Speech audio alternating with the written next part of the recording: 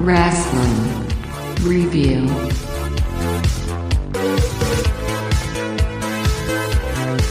Hello everyone and welcome back to Retro Rasslin Review. I am your host with the most, Troy, and as always we are hopping on my time-traveling wrestling ring to go back in time to review some of the greatest wrestling matches of the past and talk about some of the biggest, greatest names from wrestling history. Last week we covered Dynamite Kid versus Tiger Mask. They have so many classic encounters, but we only covered two short ones last week.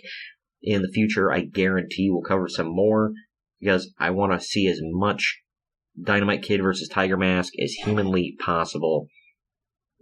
But this week I promised a second Dynamite Kid themed episode, but this one we're going to the Calgary territory, the Stampede promotion, to cover Dynamite Kid versus Bret Hart before Bret became the Hitman.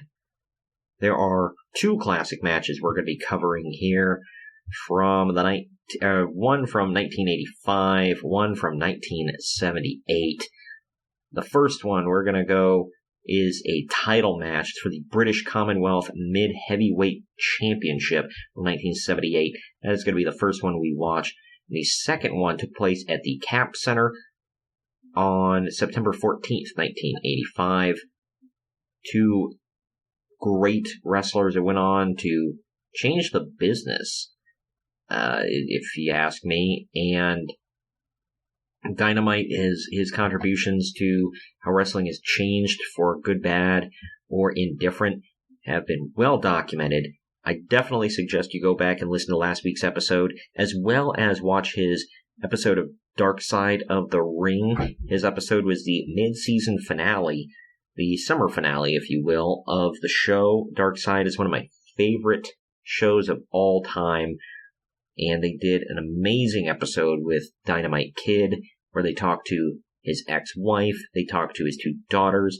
They did not get a chance to talk to his son, unfortunately, not because he didn't want to be a part of it or anything, or he didn't like the show or like how they were covering his father, but mostly because they said he was a little camera shy, he's a very private person, living his own life, so he was left out of the episode. But they did talk to some of his best friends, like former wrestler Scott McGee, who was a prelim wrestler not a lot of people know, and Dan Spivey, who was one half of the Skyscrapers in WCW. He was Waylon Mercy. He wrestled under his own name in Japan and all across America in different promotions. He was a big deal for a while. So that is definitely a good companion piece to these episodes. But today, we're going to be watching along to some of his classic matches. Like I said, one from 78, one from 85, from his time in Calgary. Last week we talked more about his career, his accomplishment at WrestleMania 2, which I felt was the best match on the card, was the British Bulldogs versus the Dream Team. And this, I promised that this week we'd get more into the final days of his life, or, the final part of his life, where he was, his health was declining, and unfortunately he passed away on his birthday on December 5th. We'll talk about all that here going into the episode, but we're going to take a quick break right here just to gather our thoughts and get everything together. We're going to be watching along. The first match here is going to be the Dynamite Kid defending the British Commonwealth Mid-Heavyweight title against Bret the Hitman Hart. If you want to go ahead and cue that up, we're starting at all zeros, and when we come back from the break, we're going to get into that match.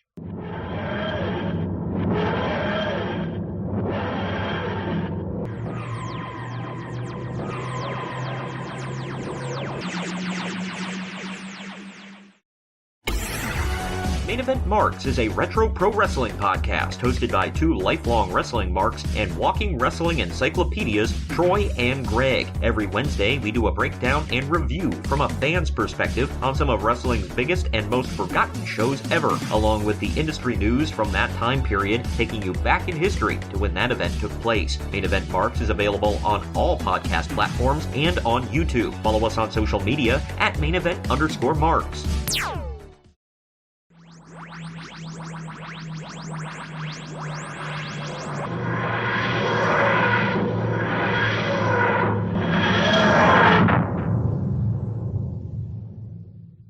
Welcome back, everybody. We're going to dive right into our first match here. Both of these are kind of shorter matches, much like they were last week on the program.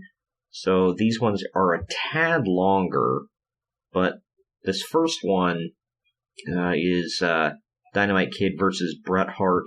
This is in the Calgary Stampede territory from 1978.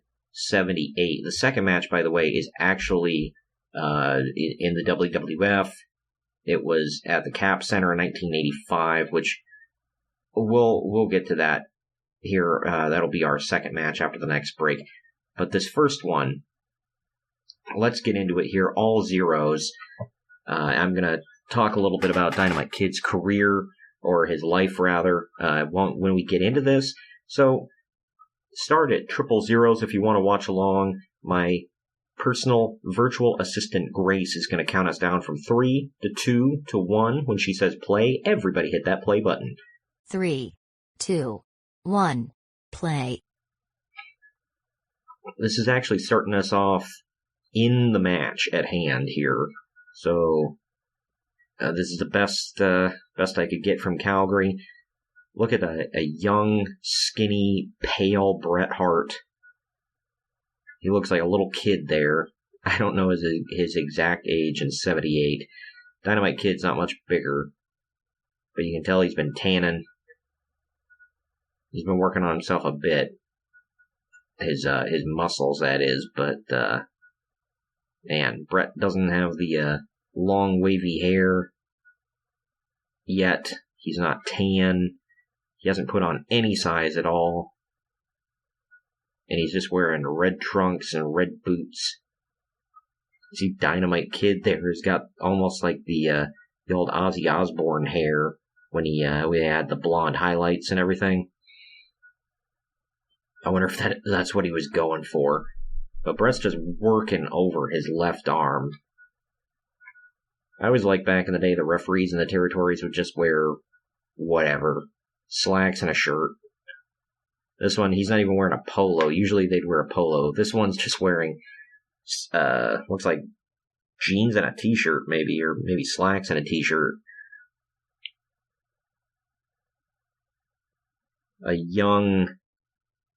He's still pretty in shape and tan. Dynamite Kid. He's got a good look to him here, but he's very small. Bret's not much bigger. In fact, I'd say Bret probably weighs less than Dynamite here. Locking in the abdominal stretch coming off the ropes. Getting into a little bit about Dynamite here in the early years. We'll talk about this. He was actually, and there they go, dumping right out through the ropes from that abdominal stretch. That's how Dynamite broke it. But Tom Billington was actually trained by former wrestler Dr. Death Ted Betley. After meeting at his father's work introducing the two, Dynamite Kid made his wrestling debut in 1975 for Max Crabtree. So this is 3 years after he debuted. Bret against the ropes, Dynamite against the other ropes, and they meet in the middle and collapse. The Kid's first match, filmed for TV, was taped on the 30th of June 1976 in Lincoln, and transmitted on the 30th of October, by which time another match against Pete Meredith had been filmed and screened. It saw him lose by technical knockout to veteran heel strongman Alan Dennison after injuring his throat on the top ring rope. So there you go. let's see, during his early days, he won the British lightweight title. Brett ramming Dynamite face first into the, taking him all across the ring and ramming him face first into the corner.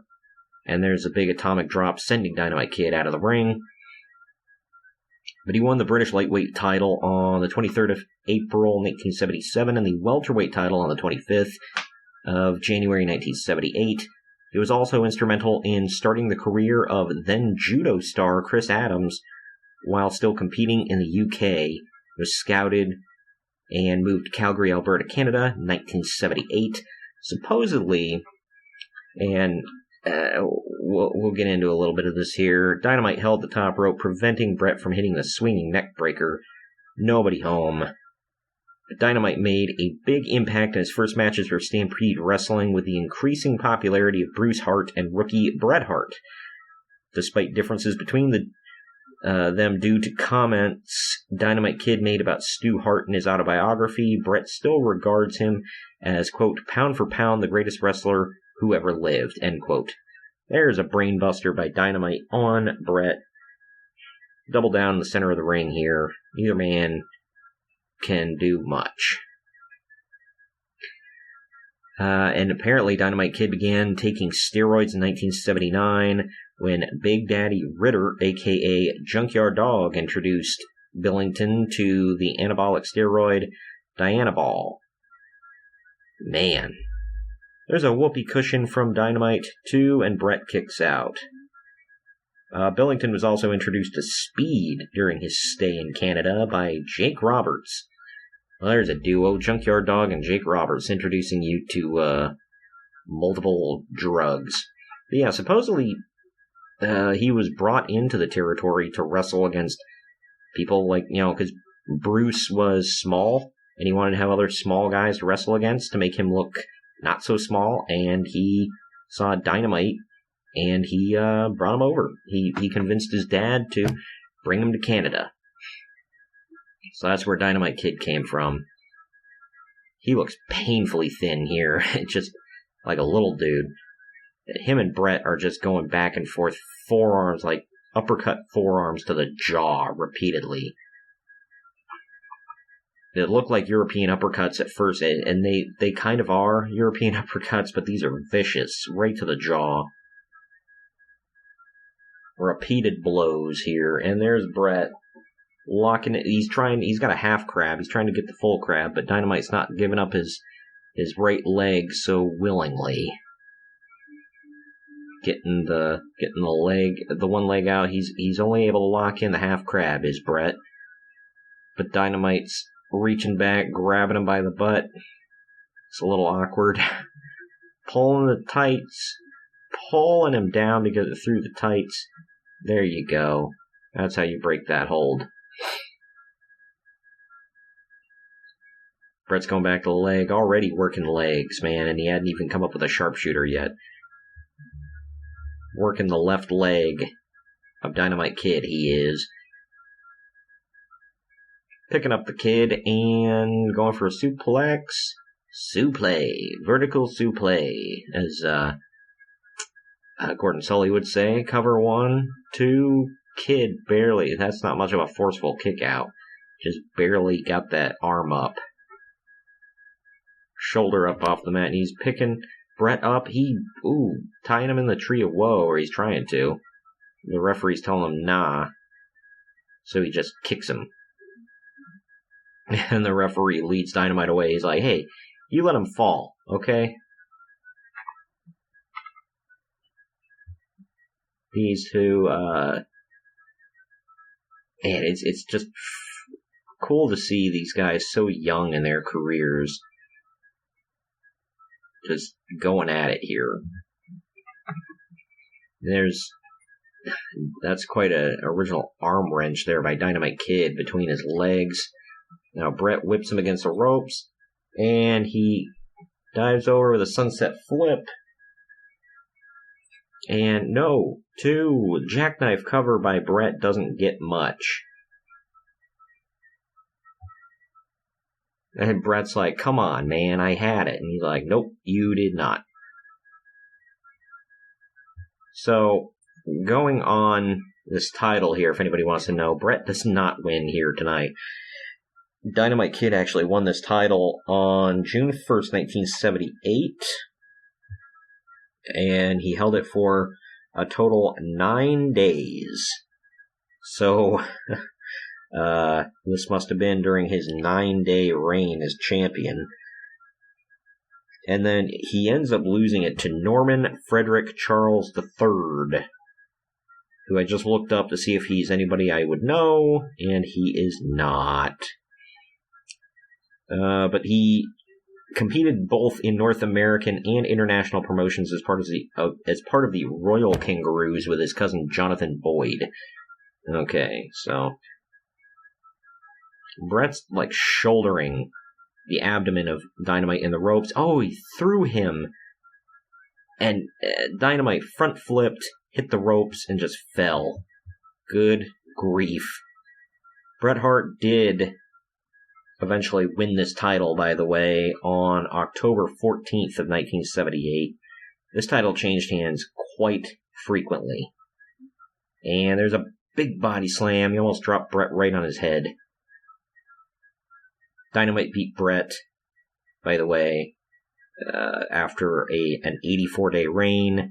Dynamite held it for 146 days after that. Bret won it back. Dynamite beat him again after that.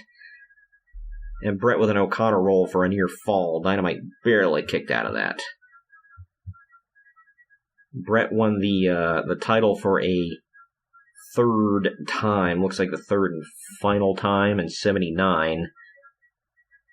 Against a guy who doesn't even have a Wikipedia page, so it doesn't really matter. He only held it for a week, and it was vacated when Bret decided to move to the heavyweight division, and then Dynamite Kid won it.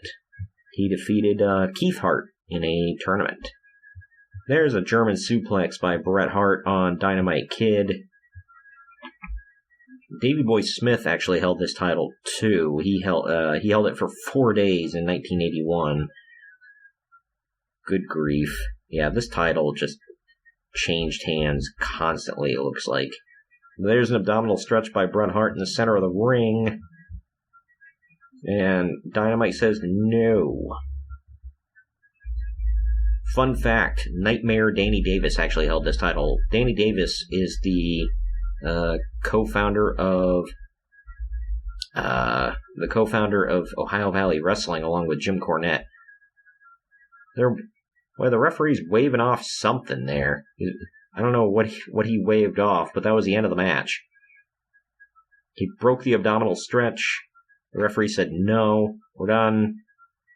I don't know what happened, because Bret did not win. That was a confusing match. Stampede was a weird territory, man. That's all I got to say about that. But either way. So that was our first of two matches we're going to be watching here. And like I said, that was a little weird, but we're going to take our next break. When we come back from this one, we're going to watch him take on Bret Hart at the Cap Center for the WWF in 1985. So collect your thoughts. After this break, we're going to hop on that time-traveling wrestling ring and skip forward into the future by 6 years. Or 7 years, as it were. And we'll be right back after this.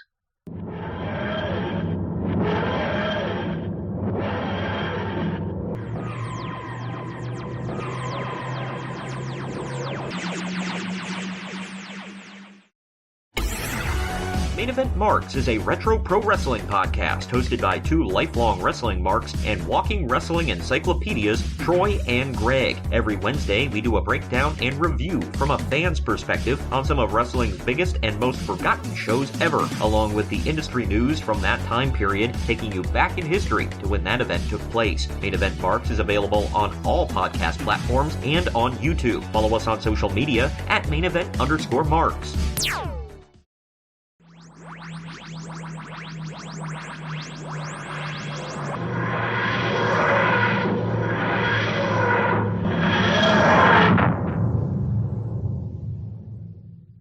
Alright everybody, we are back, and it is time to get into our second match here of the podcast. It is from September 14th, 1985 at the Capitol Center in Landover, Maryland for the WWF. It is Dynamite Kid versus Bret Hart. It's a house show as far as I know. It might have been a Superstars taping. I'm not positive.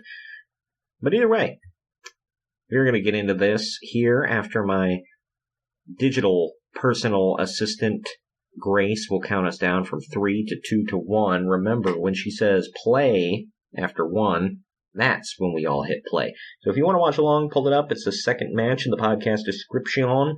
We're starting at triple zeros. It's not a very long one, 15 and a half minutes. We're going to get into this when we hear the word play. So here we go. 3, 2, 1, play. Capitol Center, September 1985. It looks like this was on Bret Hart's DVD from the looks of it. There's Dynamite in a little Letterman jacket. So, I'm looking at, there was also a $50,000 battle royal on this night that took place. Trying to see if anything of importance happened in it. I highly doubt it, but kind of reading through a little bit. It's Bret Hart, Roddy Piper, Dynamite Kid. Match is really nothing more than the usual uninspired rope-hugging extravaganza, padded out with lunks and no-names like Uncle Elmer, Cousin Junior, Luscious Jimmy V, and Steve Gatorwolf. And then Junkyard Dog wins, without the tag team format and unique pairing of the early Spectrum Battle Royal or the extended hot finish sequence from Poughkeepsie. This was just a bog standard stuff. Alright, I was reading an article about it. That's where I got that from. So, yeah, $50,000 Battle Royal on this night. You can see Bret's, in the early days of the Hart Foundation, he's wearing blue tights with the black just striped down the side, and he's wearing a black top. No Hart logo on it or anything. He'd grown his hair out at this point. He hadn't started doing the major tanning he would do later on in his career. He's playing the heel here, whereas Dynamite's playing the baby face. That's a little odd. And he's also wearing blue boots, which there was a certain point in his career where he had like the same pair of boots for every outfit he wore, and none of them were blue, so this was a little different. It was the same style of boots, though. Dynamite is very swelled up at this point, with his muscles on muscles. Bret bailed out of the ring, told that goofy-ass looking referee, hey, he pulled my hair. He did not pull your hair, Bret. Hey, you get back in the ring, mister. You can't run from the Dynamite Kid. The things I was going to get into on this episode, obviously the unfortunate incident with, and there's Bret, he caught him, and slingshot right into the corner. This is already better than their last match. And Bret takes a knee drop and goes right out of the ring. But what I was going to talk about earlier was the incident between Dynamite Kid and Jacques Rougeau, where apparently Kurt Hennig went into Dynamite Kid's stuff and he took a razor blade and sliced up his jacket, I believe, or something like that. And yeah, I know he sliced up his clothes with a razor blade. And some issues had been going on between Dynamite and Jacques, so Dynamite blamed Jacques and went up behind Jacques when he was playing cards and just, smacked the crap out of him and kicked him in the face. So that started, that pissed Jacques off really bad and talked to his dad, who's Jacques Rougeau Sr., and his dad told him, get a roll of quarters, just punch him.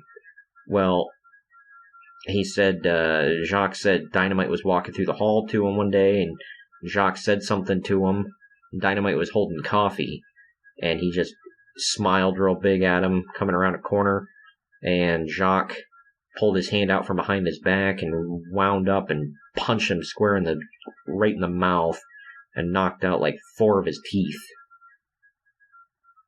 Oh, big atomic drop on Bret Hart. That one sent Bret bouncing. These two are phenomenal workers. Just 2 of the best to ever lace up a pair of boots, I'm telling you. There's that snap suplex coming, and right in the center of the ring, bam! Quickest snap suplex I've ever seen. 1, 2, kick out by Bret. But Dynamite never got his heat back, brother, because, well, for 2 reasons, I guess. I had always heard the story that Vince called them all into his office, and like the Rougeaus and the Bulldogs, and said there will be no retaliation, nothing. You're done. This is over. And next person to do anything is fired. So that was what I had originally heard. Oh, Bret takes a spill out of the ring. That's how you break a hammerlock. Dynamite just dumps him right out of the ring. But apparently there was more to the story than that, because on the Dark Side of the Ring episode, Dino Bravo had told Dynamite Kid's then wife that if there was any retaliation to Jacques, that, they'd be in danger. And he had pictures of their house, of her, of their kids. So she got scared, and they got so scared they actually sold their house and moved. So that's how seriously they took it. Jacques claims that he went up to Dino and he said it was a stooge test because he knew that Dino was a stooge.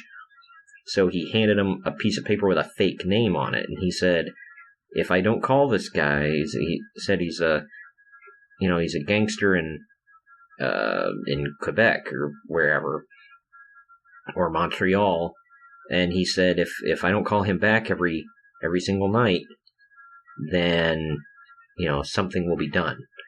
And supposedly Dino took that to Dynamite's family and told them, and that's what freaked them out. But Michelle Billington had a different story, so yeah, no, I'm gonna believe Dynamite's ex-wife, who actually got the threat and moved. There's a knee to the gut, kitchen sink knee lift right to the gut of Dynamite Kid. He took a hell of an just ass over tea kettle bump, picking him up by the hair and slamming him down, did Bret. Getting into kind of some of the health problems here of Dynamite real quick. Bret coming off with an elbow drop to the back of the kneeling Dynamite Kid right off the second rope. And there's another elbow drop. And leg drop by Bret. But in 1997, after having a great deal of complications Dynamite was experiencing with walking due to a large number of back and leg injuries he suffered during his career, he lost the use of his left leg. Relying on a wheelchair for mobility, he was cared for by his second wife, Dot. Dynamite was told that he would never be able to walk again. Harley Race, the inventor of the diving headbutt, stated prior to his passing that he regretted ever inventing the move due to its ostensible causation. Gosh, I apologize. Or its ostensible causation of spinal problems. Wow, Bret Hart just body slammed Dynamite right onto the outside concrete.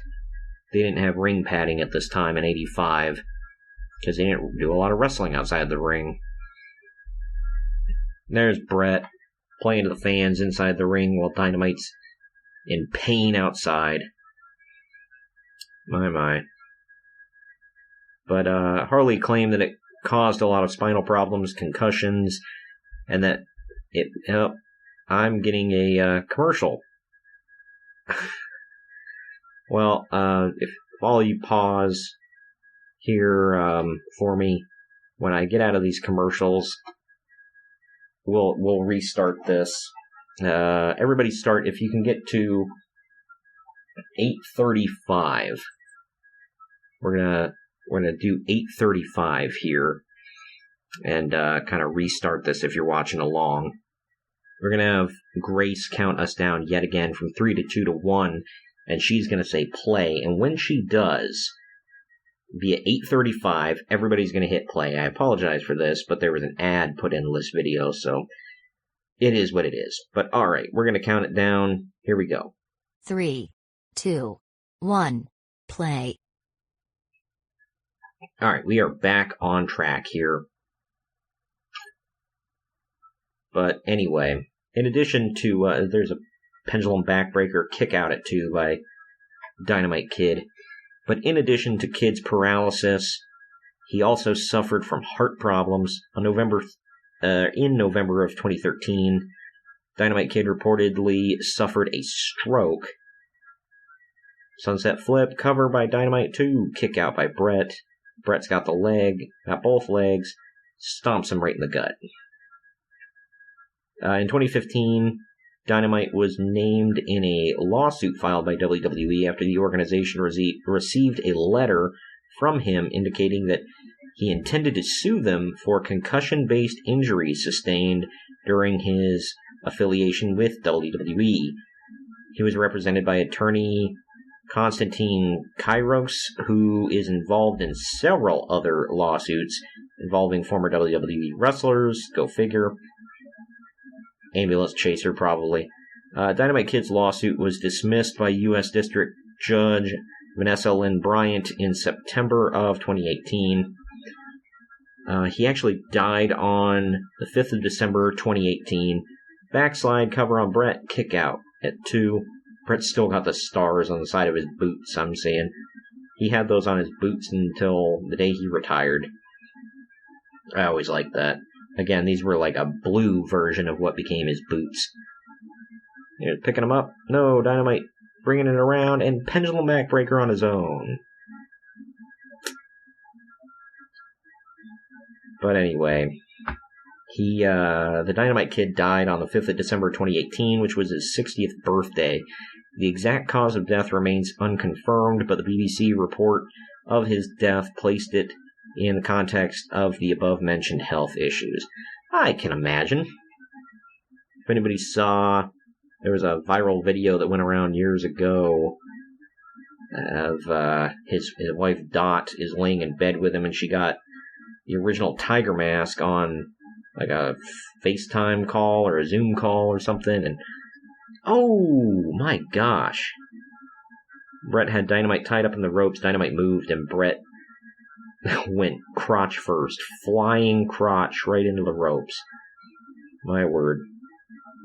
But Dot and Tiger Mask were trying to cheer Dynamite on, trying to get him to trying to raise his spirits, and yeah, Dynamite was in a bad way. This was shortly before he died. Dynamite with that running big clothesline right to the chest that broke Mick Foley's jaw. Headbutt onto the mat, and then picking Bret up by the hair and slamming him down right onto the mat. And whip into the corner. Bret taking that famous chest first bump into the corner. Bouncing right off. Dynamite with a knee drop. Dang. Well, like I had mentioned earlier, it said, it mentions that a follower of Billington's, or Tom Billington, Dynamite Kid, whatever, was Chris Benoit, who idolized him while growing up and adopted a similar moveset that included the Swan Dive Headbutt and the Snap Suplex.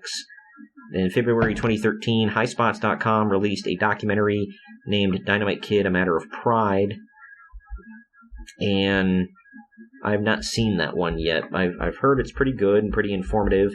I believe they actually interviewed Dynamite Kid on the thing, like he's being interviewed throughout the documentary. So it was a beautiful bombs away knee drop from the middle rope by Dynamite, by the way.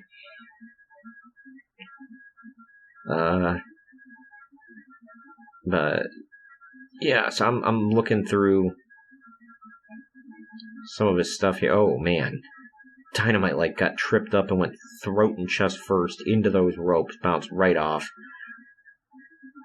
The playable character in the Mat Mania / Mania Challenge / Exciting Hour arcade games in the mid-1980s, named Dynamite Tommy, frequently is presumed to be modeled after the Dynamite Kid. In fact, the artwork for the game features the character wearing a championship belt, which is almost exactly like the WWF Junior Heavyweight Championship, which Dynamite Kid held. There we see a replay. Bret Hart picking him, Dynamite up. Missed. He goes behind for the O'Connor roll. Missed. Oh, he did. He got him in another O'Connor roll, and he pinned Bret. That was 3. Was it 3? No, the refs. Yeah, it was 3. Dynamite wins. Wow, during that replay of him, because he went for an O'Connor roll on Bret. Bret ran to the ropes and ducked, and Dynamite crashed and burned to the outside. And then once Bret got back in the ring, he did another O'Connor roll. That one he got. And now Jim Neidhart's in. Yeah, the Rhino, he's doing real good. You got a spot for him. But he's in the ring now. Hot shot. Double hot shot from the Hart Foundation. There's a British Bulldog, Davey Boy Smith. Davey Boy whipping Bret against the ropes, and he's got him up. Power slam on Bret. This was a huge rivalry between the British Bulldogs and the Hart Foundation. Went on for a while here in their early days when the Hart Foundation were a heel group and the Bulldogs were a babyface group. He's, Davey Boy's helping Dynamite to his feet, and the crowd's going wild. Good match, great match. These two put on a hell of a show. I love both of them. They were fantastic wrestlers. For anybody that doesn't know, by the way, Dynamite Kid's nephews, Thomas and Mark, have become professional wrestlers, being trained by Marty Jones, and have formed a tag team called the Billington Bulldogs. Yeah, so there you go. They look like him. There's one especially that really looks like him. So, either way, that was Dynamite and Bret, man. Really good. That second match, especially the Calgary match, it was what it was. WWF match, that was fantastic. But alright, I told you last time I'm not going to be teasing future episodes just because I don't know what I'm doing anymore, or when I can even do an episode, so I'm not going to tease something when I don't know for sure if I can even bring it to you anymore. So, I do know my next episode I'm looking to pump out. I don't know when it's going to be, but I'm looking to do one either next week or soon thereafter, and it's going to be on Bruiser Brody. I don't know who he's going to be facing in these matches, but I'm going to try to get some good Bruiser Brody matches put together for one good solid episode. So that's coming up, hopefully. Don't know when. Stay tuned. Definitely, the best way to keep up is subscribe. Subscribe on YouTube. Subscribe on whatever podcast feed you use. We're on most of them. And I will try to keep you informed on social media as well. Follow us at Retro Rasslin Pod on Twitter and Instagram. And I'm doing my best. And as always, follow the Main Event Marks. That is my Wednesday show. That one is consistent every single week. We're at this point, we're close to 70 episodes. So really, really close, if not at 70. And I'm including the bonus shows. So we've been around for over a year. Consistently, never missed a week, knock on wood. Anything. So check that out. I love doing that show. That is more of a long-form event show. We cover an entire event from the past, a retro event, and all the news and notes from around that time period as well to kind of put you mentally in that state of mind from that time period, and then we get into the event. So it's fun. It's a good time. I have a co-host. It's not just me on that one. Whereas this one, I focus more on one particular wrestler or one particular match or something like that. So it's a little different, but it's still retro. So go check it out. It's a lot of fun. I love doing it. I love doing this too. I love talking to you guys, but that one very different on that show. So follow me on Twitter, Instagram at main_event_marks, and Facebook is facebook.com/main event marks pod. And we're on YouTube with that too. So go check them out. Like and subscribe. And I'll see you when I see ya. Thank you for joining me yet again. And stay retro.